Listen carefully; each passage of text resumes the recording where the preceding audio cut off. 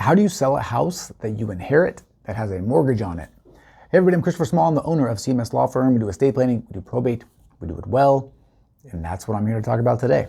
Before I get to that, I want to remind you, if you have questions about this or anything else related to estate planning or probate, and you want to talk with us over the phone for free, you can do so by going to cmslawfirm.com. Okay, this was a question from one of you out there in the internet sphere. Reminder, if you guys have questions about anything related to estate planning or probate, leave a comment. We will find it and I will respond, I promise. So this is a pretty typical question. There's a couple of different answers, I guess, depending on what happens.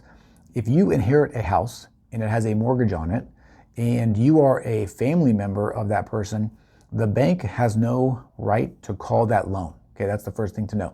As long as you keep paying the mortgage on time and properly, then it will just keep going.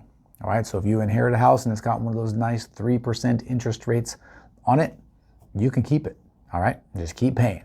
All right, if you sell it, you are going to want to do a couple things. Step one, you're going to want to establish what the value of the property was when the person that you inherited it from dies. When you do that, anything above that, you are going to owe tax on.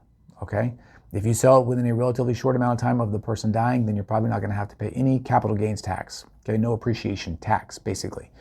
But if you do wait for a certain amount, a long time, and the property appreciates, then you may have to pay capital gains tax on the growth after they died.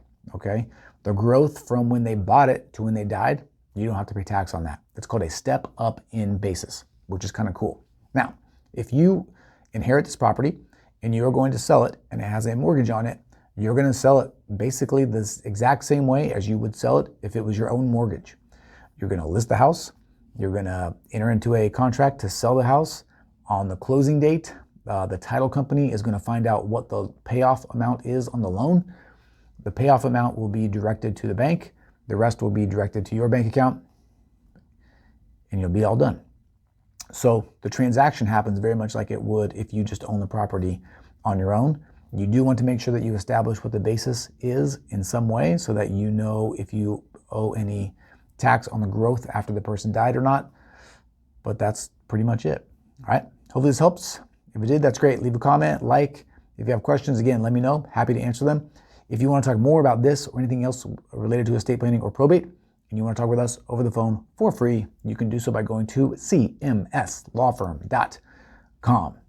That is it. As always, I am Christopher Small. I'm the owner of CMS Law Firm. We do estate planning, we do probate, we do it well. Thank you for your time. Thank you for your attention.